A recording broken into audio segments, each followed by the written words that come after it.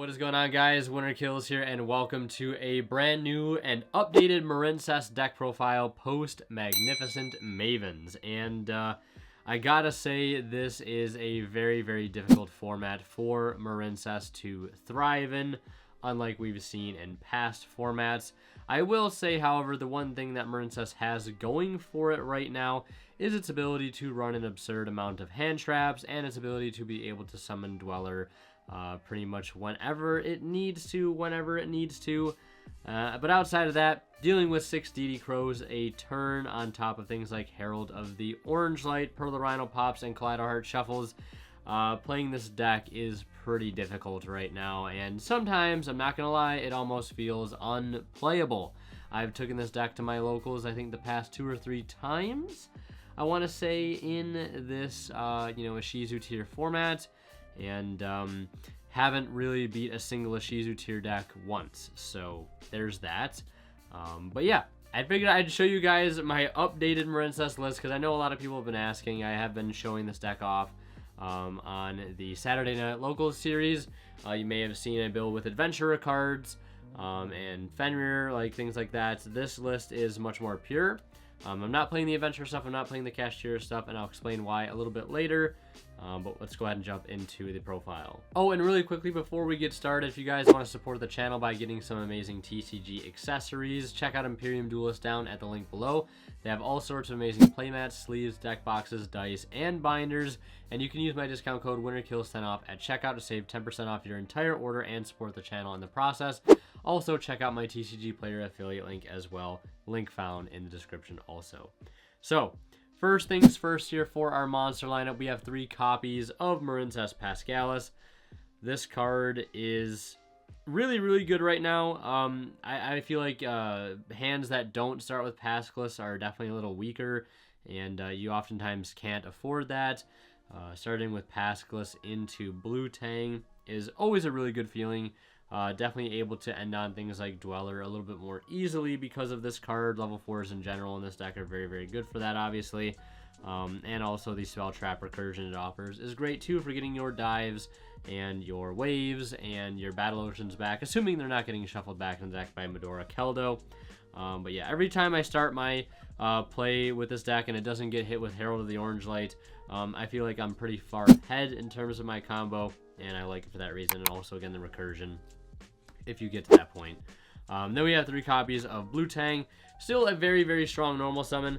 I would advise against using the on-summon effect unless you're feeling lucky, because this getting hit with an orange light really, really hurts unless the other card in your hand is something like a Spring Girl, or you have a dive hard drawn, or maybe something like Monster Reborn. But then again, you have to hope if they pitch a Medora or Keldo, they're too stupid to use it, or if they hit a Kelbeck, they don't hit a Medora or a Keldo, and then you're free to play. So be careful how you use this card in this format. If you're not playing against the Shizu tier deck, you could probably get away with using the on-summon effect.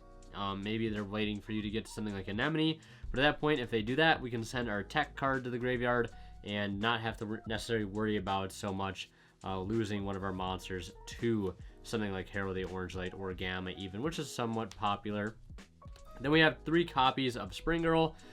This card gets increasingly better this format, just because the amount of like removal that a Shizu tier has, and decks like Sprite have with Double Cross and Smashers, and you're also losing things to Pearl the Rhino, Kaleido Heart.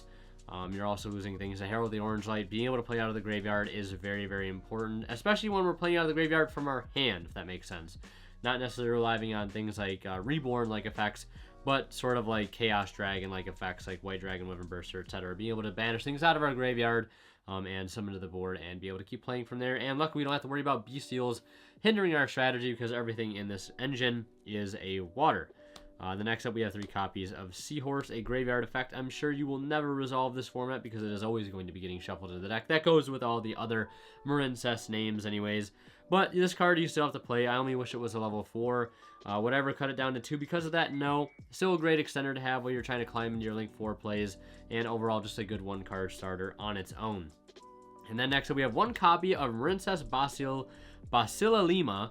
I've been seeing this card float around quite a bit in the Marincess community. I think I saw it recently on DB Grinder's channel. Somebody was playing this card, and there was also a top 20 Marincess player.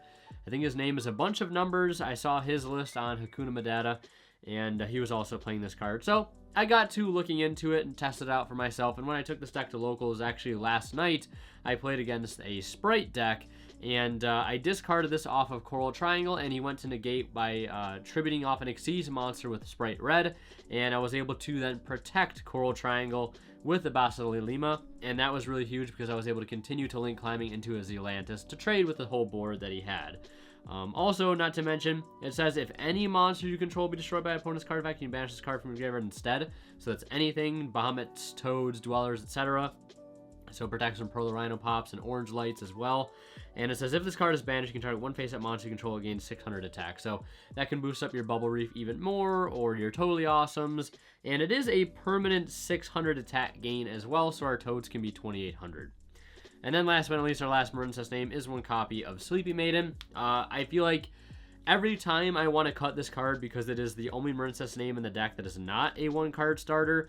I think about that if I lose Battle Ocean in any way, shape, or form, that I can't get back to it. We still need a way to be able to make Argonaut live, and the only way we can do that is with the help of Sleepy Maiden in the graveyard, equipping Marincess monsters to it. So that's it for all the Marincess monsters in the main deck. Now we're going to move on to the Marincess spells and traps, where we have 2 copies of Dive. Still like this ratio. I don't think I would change it going forward, if I'm being totally honest. I don't want to break on multiples. And then still 1 copy of the Battle Ocean. I think 1 is always good enough. If you ever really need it, you're going to search it out of your deck before it gets banished. And if this gets cleared, you have ways to get it back out of the graveyard so long as it doesn't get banished. And even then, you have something like Sleepy Maiden to equip your Argonaut with. And also, I'm not playing Crystal Art 2, so the the effect of making one of your monsters unaffected because it was summoned with Crystal Art doesn't really matter too much. And then last but not least, we have 1 copy of Marincess Wave. This card is definitely still really strong in this format. Although with the existence of Sprite Elf, it can be a little bit difficult to try to resolve this card in the way you actually want to, but it at least can trade with certain cards like Kikalos, Rhino Heart, etc., etc. So still would definitely play it for that reason. Then moving on to our other spells that are non-engine, we have 2 copies of Pot of Desires. This card is really, really good. There's just a lot of times where you need to either draw into more hand traps at the end of your combo to hope that your board doesn't get blown through by the tier engine, or you outright just need to, find a way to more extenders after you get interrupted enough. Card's definitely clutch for that. And then next up, the very definition of a 2-of card, in my opinion, is 2 copies of Triple Tactics Talent. I think this card is really great in this format with how much tier is wanting to play on our turn. So I think it's great for that. But, other times it's not that great, right? You don't always want to see this card in your hand because you're not always going to be interrupted on your turn, and therefore this card sits idle in your hand and doesn't do anything. Other times it's taking monsters to be able to link off with the Zealantis, which is one of the nice things about this card, since I'm not playing Eerie the Water Charmer in the extra deck. Being able to take our opponent's monster still and get value out of linking them off for Zealantis is really great. And not to mention, the Plan B type effect where we need to draw into more cards mid-combo is also very good. Talents draw into Desires, or Desires draw into Talents, always feels nice. And then some one-up spells. Here we have 1 copy of Reborn, 1 copy of Cyanide Mine. You guys are probably wondering where this card was, and 1 copy of Cosmic Cyclone. I'm playing Cosmic Cyclone because Cyanide Crosswipe just seems like an unnecessary -1 to have them search off their Solic. I like being able to banish cards because a lot of spells and traps right now get their effects when they hit the graveyard. It also trades with Pearl Rhino when you're going first, and you don't have to give up a body for it. And Cyanide Mining is a card that I've been thinking about cutting more and more often. Using this card as a method of extension mid-combo is become increasingly less safe to do with the existence of Kelbeck. Because if you resolve this card and you have a body on field and you're hoping to keep playing, once you resolve the Cyanide Mining, they can just Kelbeck bounce whatever link you have on field. And then you have to start from scratch again, and sometimes it's already just too late. Monster Reborn is good just because late game top deck is a very, very strong card to get you back into the game. Another way to force out Medoras and Keldos if need be for other effects to go through. Also, not to mention, just starting your turn by taking something out of your opponent's graveyard to give you a little bit of an edge is also very, very nice. But Sign Up Mining, like I said, is a card I just don't like seeing in multiples, and I didn't want to cut the card completely. I like this being an extra copy of any other name I need in the deck, and for that reason, I think 1 copy is fine. I just think Sign Up Mining is a little too slow right now for my liking to be played at 3 in the main deck. And then moving on, we just have a bunch of hand traps in the deck, and we have 3 copies of Ash Blossom and Joyous Spring. Not the most impactful hand trap, but it definitely does its job. Stopping Havnesses and Shirens from resolving is always very nice. 3 copies of Ghost Bell. Obviously, stopping Tearlament effects is great. When they try to resolve in the graveyard, we're also stopping Sprite Elf as well. And not to mention, we can hit Enchantress if we play against the Adventurer type decks. But this is also a key way to stop Medora and Keldo from shuffling things back into the deck when we need them to stay in our graveyard. 3 copies of Ghost Mourner and Moonlit Chill. I'm opting to play this over Effect Veiler right now because, again, I don't think this deck can afford to dead draw something like Effect Veiler as your 6th card. I'd rather have this as my 6th card to be able to turn off Dragosepelias and Rokalis as my opponents are summoning on my turn. So yeah, I like it for that reason.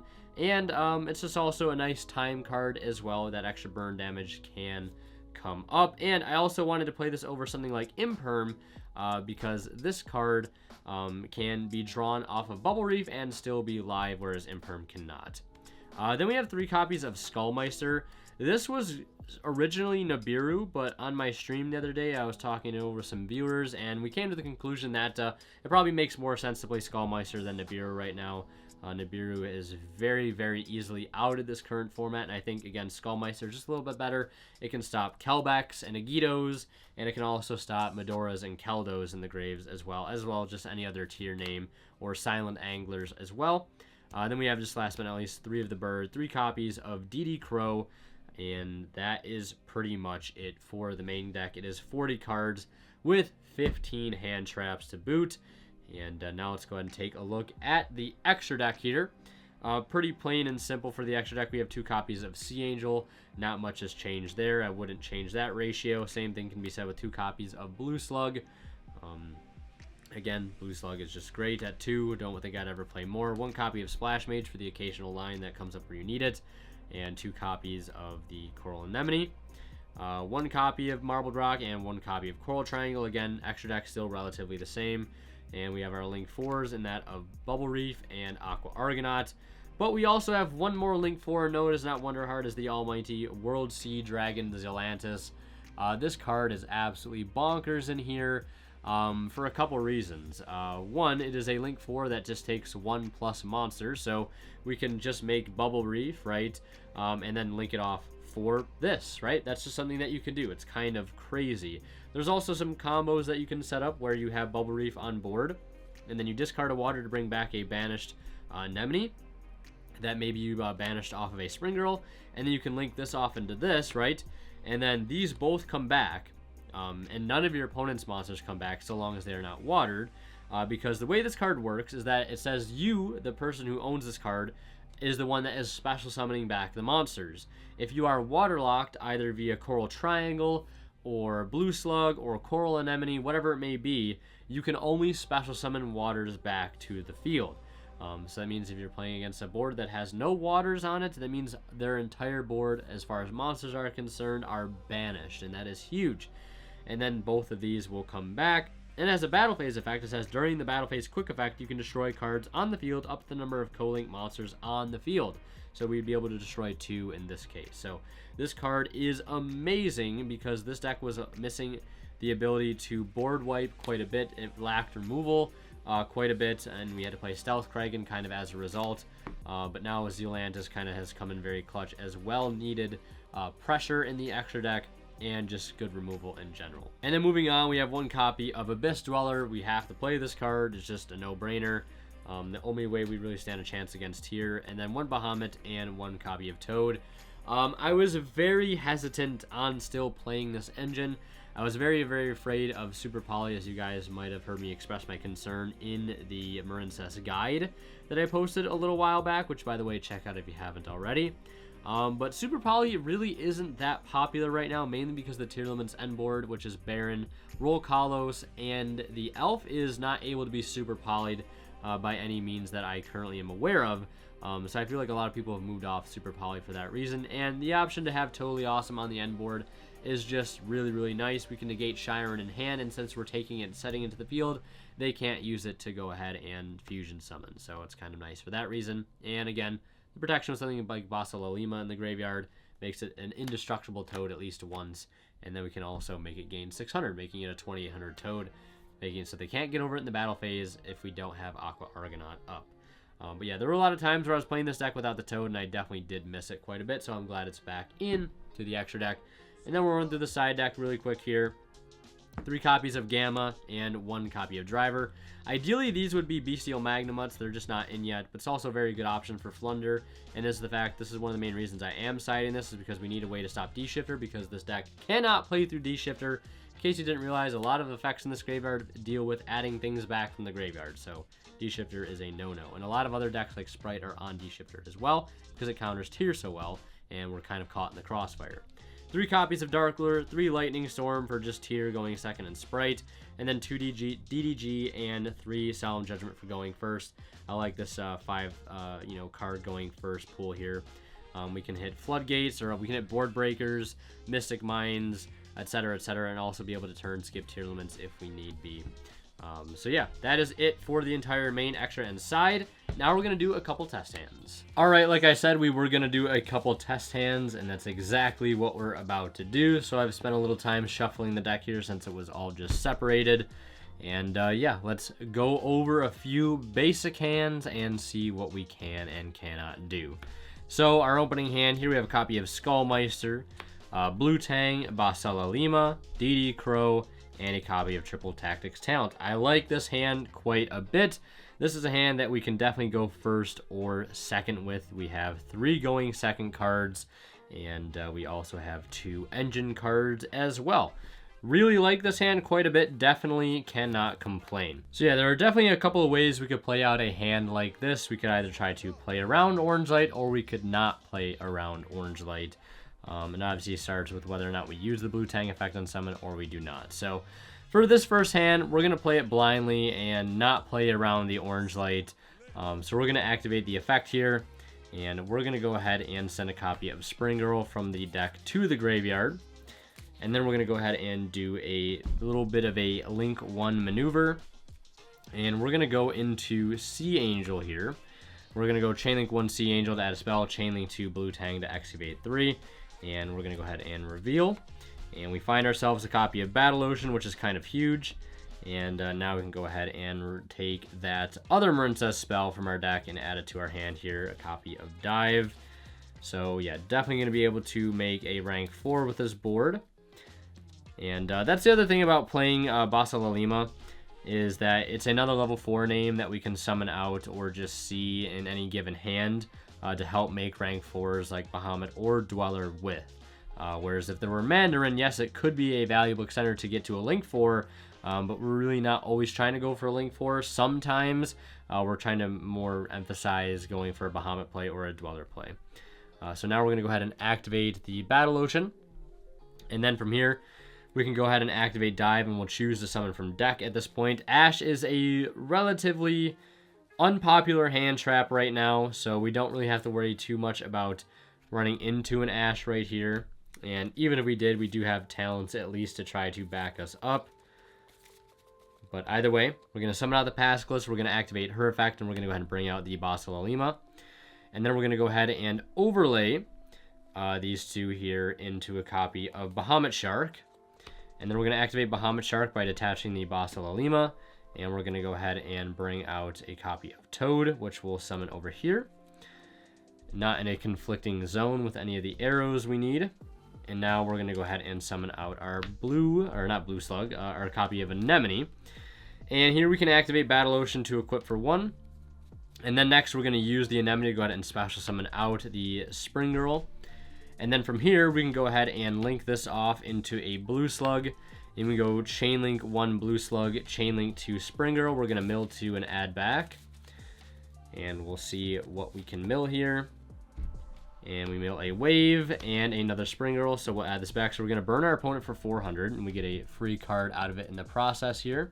So yeah, Milling Wave is definitely a little bit interesting, and that definitely lends us to a couple of options at this point. We know we can get the wave back to our hand when we link off the Anemone. We know we could link into a Marbled Rock and add it back that way. Or we could link into Coral Triangle and just link that off with another name like Spring Girl into Argonaut. So we have that follow-up. But what I think I'm going to do is go for a Marbled Rock play here.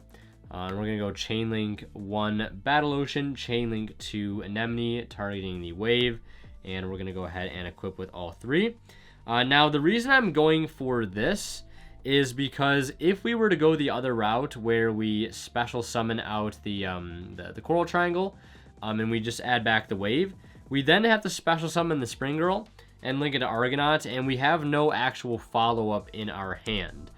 Yes, we technically could grab follow-up off of the Toad and follow-up off of the Anemone, but that's if we get to that point and if the follow-up that we're adding back isn't getting shuffled into the deck, right? So I want to play it as safely as possible and get my follow-up secured right now when we add back this Blue Tang off of our Marbled Rock. And then we can go ahead and special summon the Spring Girl by banishing this other Spring Girl in our graveyard. And then we can go ahead and link these off into a copy of Argonaut. And just like that, we have a decent end board, I would say. A pretty decent one. I'm going to go ahead and bring out these three as the equips. It's always nice having Marbled Rock as an equip because bringing this back sometimes is almost better than bringing back the Anemone. And just like that, we still have Aqua Argonaut, which is a spell trap negate. We also have a Toad, and we have 3 hand traps in hand, 2 of them being very high impact against the best deck of the format, which is Tearlament. And we also had Talents to boot to be able to kind of like protect and insulate that combo, at least from a hand trap, which is always very nice and gives us, again, more of an option to go second too if we need to. And we can always start our next turn off by linking Zelantis into something, or linking this into Zelantis after we waterlock ourselves, and we also can protect any of our monsters from Lightning Storm too, which is really nice. This is if a monster or monsters you control would be destroyed by battle or card effect. We can banish this instead, which means we don't have to waste our Aqua Argonaut negate on something like Lightning Storm, which is great. We can hold it for instant fusion or terraforming, etc., etc. So yeah, that's it for that test hand. Let's go ahead and do another. Alright, deck has been shuffled. Let's go ahead and draw into our next test hand. We have a copy of Spring Girl, DD Crow, Blue Tang, Ash Blossom, and Basilalima again. So a very, very similar hand to what we saw in the previous test hand.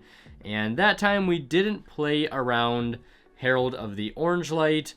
So this time around, I think we'll go ahead and do the opposite, and we'll actually play around Orange Light. So the way I would do that is by linking into, well, normal summoning the Blue Tang and not activating the effect. Because, you know, if we weren't lucky enough to have the Spring Girl in hand, we really wouldn't have a way to play after that. And this card can only banish itself from the graveyard to protect, not from the hand. So we're going to normal it, no effect, link 1 into our copy of Sea Angel.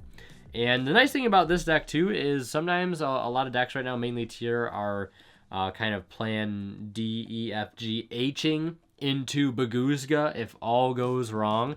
And the nice thing about playing Marincess is we do not care about Baguzga at all because these blue cards here cannot be horizontal. Alright, so back to our hand.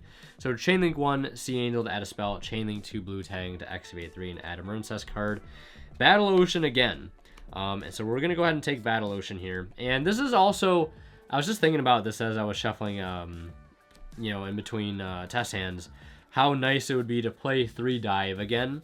Only because of this interaction right here, being able to grab Dive or Field Spell off of Blue Tang more consistently means we get this kind of like Drytron Nova / E-Telly like effect to happen more often, which is always very, very beneficial. So now we're going to go ahead and activate Battle Ocean. And from here, we're definitely still prone to the Herald of the Orange Light, but now we're definitely a little bit more insulated from it. So it's a little fortunate for us that we happen to open Basilalima again, because now we can really insulate ourselves from an Orange Light. But if we didn't open this card, and this was like per se another hand trap, I would activate Dive, still summon the Basilalima from the deck, or we could even summon Blue Tang and use its on summon effect and send.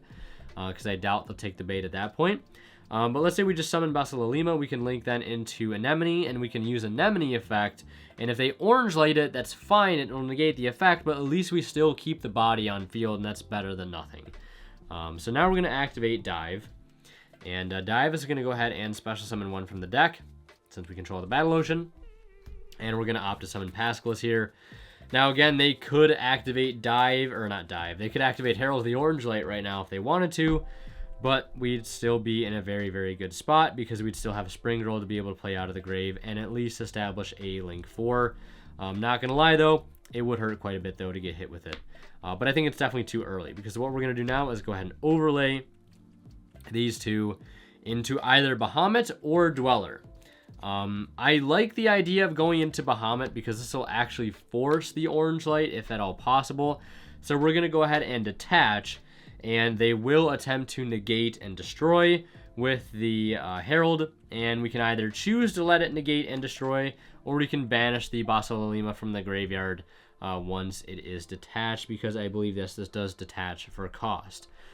So we can protect it, leave it on board, just so we have an extra body to work with to be able to link with. So now we're going to go ahead and link these off once they negate that Herald, or negate the Shark. And then we can activate the field spell here. And then we can use Anemone to go ahead and revive one from the grave. And then we can link these off into our Coral Triangle.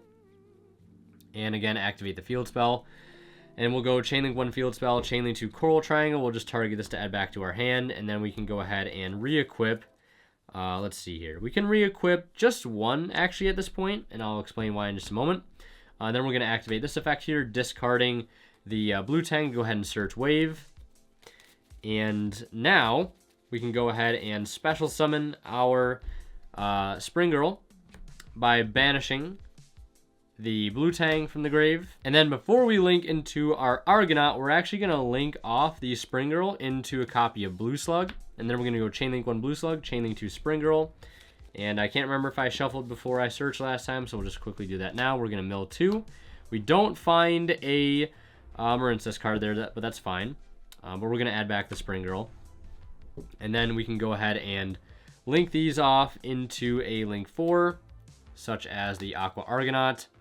And then we can re-equip as we so please. We're going to re-equip all 3 of these. Actually, we definitely want to re-equip the Anemone. Make sure one of those is definitely equipped, so if it falls off, we get our follow-up back. And another thing we could have done there, too, instead of banishing the blue tang, we could have banished the Coral Anemone off of the Spring Girl. Then when we add the Spring Girl off of the Slug, we can link into Bubble Reef instead of Argonaut. Then we can discard the Spring Girl that we added back to bring back the banished Anemone. And then we could link into something like Zealantis. That would be more of a viable play if we were going second into a board. Because that way we'd get the entire board wipe of non-waters, and we'd also get the pop 2 in the battle phase. So I figured I'd bring that up there since that was a line we could definitely take. So as you can see, we can definitely play through Orange Light there, and it was important to protect at least the Bahamut Shark because we needed to be able to use it for Link fodder. We could have also made Dweller there too and still made Bubble Reef. Keep that in mind as well. But yeah, and we wouldn't have been able to search Wave in that instance, but it's fine because we at least get to Dweller, and we still have, 3 hand traps, 4 interruptions here, and we have follow-up in the form of Pascalis to get back Dive, so not a terrible end board again there. So we're going to go ahead and shuffle up here and do one more test hand for this video. Alright, deck has been shuffled. Let's draw one more test hand here and see what we get. We have Dive, Blue Tang, Cyanite Mining, Dive, and Battle Ocean. Okay, well, maybe I might take back my statement about wanting to play 3 Dive from the previous test hand, but either way, I digress. This is a very unlucky hand. Drawing 2 copies of a 2-of and 2 1-ofs in the opening. Definitely it feels bad, but we still have a play to make here. I'd easily probably start by going Cyanite Mining, discarding the Dive, and probably go ahead and add a copy of Pascalis from our deck to our hand. Just like that. And I know Sprite is also, for most people, tends to be a pretty difficult matchup for Marincess. Because if you happen to start with like a vulnerable normal summon like, you know, Blue Tang, and you don't have a follow-up card like Spring Girl in hand, or if you start with just Pascalus, or if you start with maybe just Basalalima, or if you start with just Seahorse and they activate Sprite Smashers, it can be very, very hard to come back from. That's why being able to get access to Pascalus at all costs going against Sprite, I think, is very helpful. Although I realize if they have something like Toad already established, it's going to be difficult no matter how you look at it. But yeah, so we're going to go ahead and start by normal summoning Pascalus. Because again here, if they did have Smashers, if they decide to shotgun it right away, they're not going to get any value out of it, mainly because we already have 2 bodies on field. If they get rid of one, we can keep going. So we're going to activate this effect of Blue Tang here, and we're going to go ahead and send one to the graveyard, and we're going to send a copy of the Spring Girl to the grave. And now we're going to go ahead and link off here into a copy of Sea Angel, and we're going to go Chainlink 1 Sea Angel, Chainlink 2 Blue Tang, have our opponent cut the deck, and see what we get. Blue Tang, Ash, and Spring Girl. And we get a copy of Battle Ocean from our deck to our hand. I mean, I guess the worst thing about opening the 2 dive is that we, you know, one of them could have been a hand trap, right? But at least now we can search out the Battle Ocean and have our, you know, our summon from deck play available to us, which is great.